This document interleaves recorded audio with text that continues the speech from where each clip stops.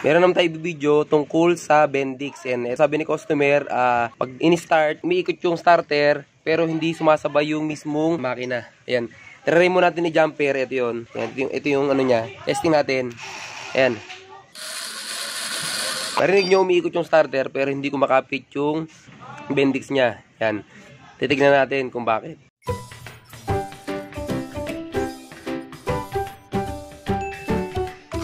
Yan, ito yung kailangan natin tanggalin kasi nandito yung starter natin. Yan. Ito yung tatanggalin natin.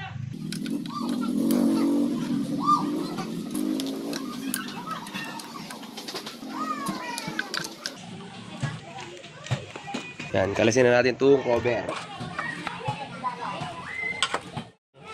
Basta rin natin idikit ulit. Yan. Kung mapapansin nyo, umikot yung starter pero hindi sumasama to. Yan, ang problema niyan, yung spring nung mismong mga roller niya sa loob, sigurado sira na yon. Yan, kailangan palitan natin yung mismong repair kit nito. Kailangan tanggalin natin to para makalas natin yung Bendix andito sa loob yun, para gumana yung starter natin.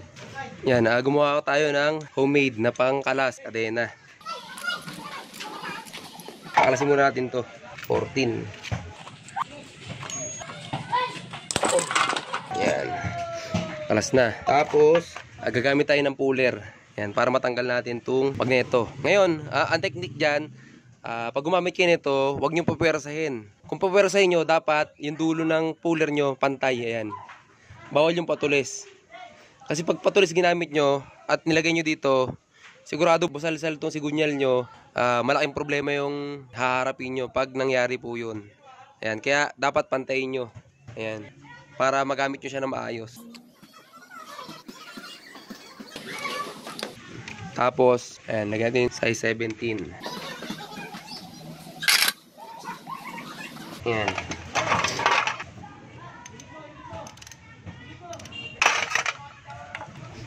Pwede kayo mag-lock dito or dito. Ayan, alin sa dalawa.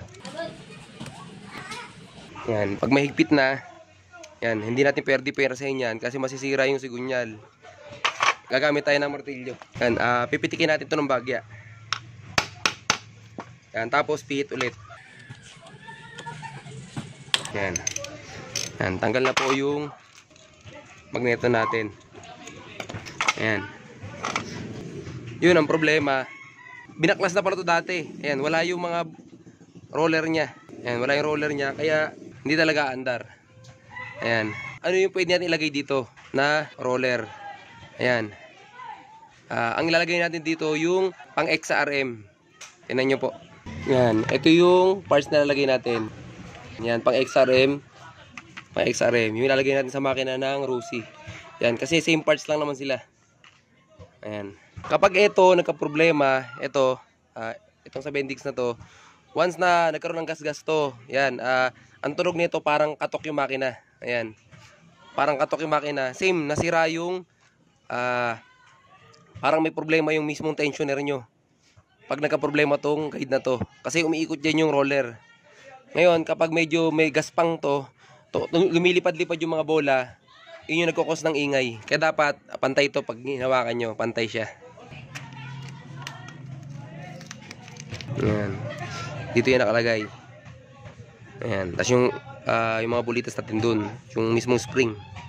Ayan, may problema pala tayo. Yung housing nito wala. Kinalas. Ayan.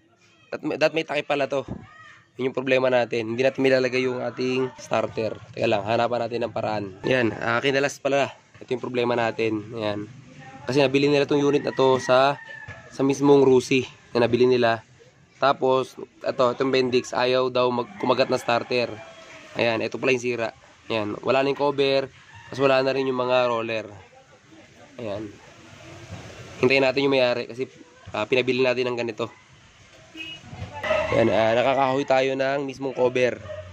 Yan, ito yung nalagay natin dito sa ano natin.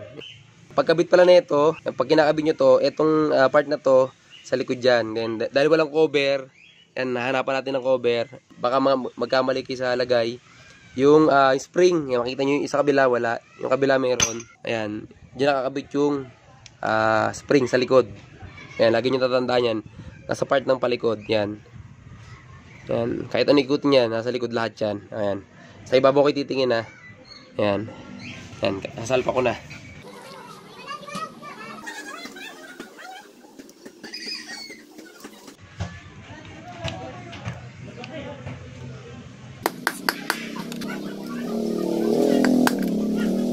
Yan, ayaw niya magkasya, kaya gagamitin ko yung isa.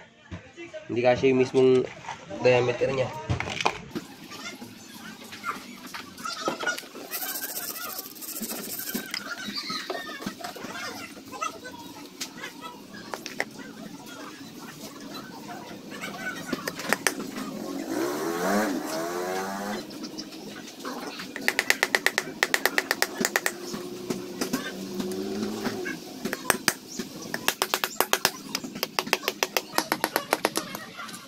Yan, salpak na natin yung laman niya. Yan, ito yung galing sa isa na nilagay natin dito.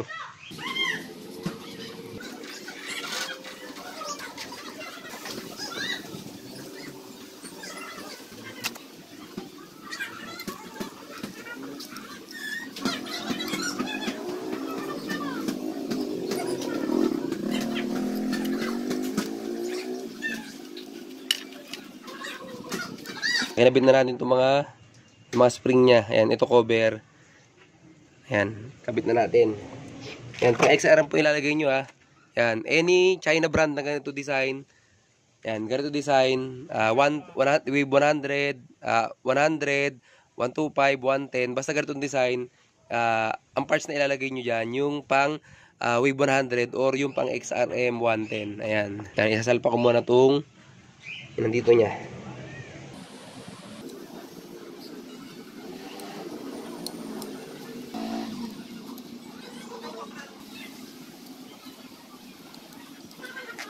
Ayan, nagabit na natin lahat.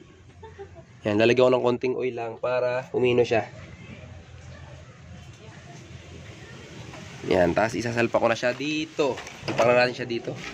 Ayan, lagi nyo tatandaan yung half moon. Nakatapat lang din yan sa half moon.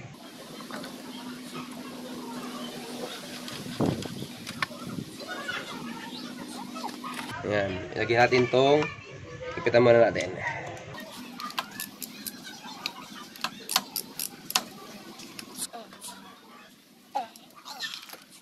Yan, okay na siya. Try natin. Yan, try natin i-short. Tingnan natin kung ito yung starter natin. Yan, ititry ko muna i-short. Tingnan natin kung sasama.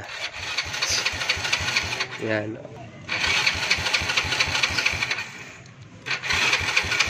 Yan, okay na po yan. Kakabit na natin.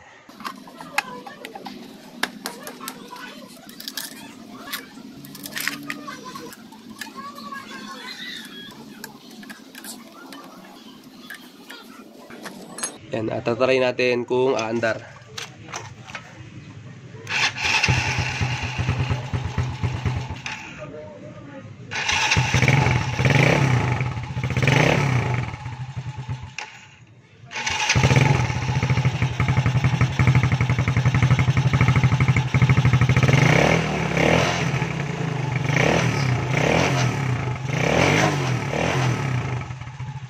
Yan, ganun lang po gagawin natin sa pag nagpo-problema yung Bendix. Yan, yung wiring nito kasi may problema pa.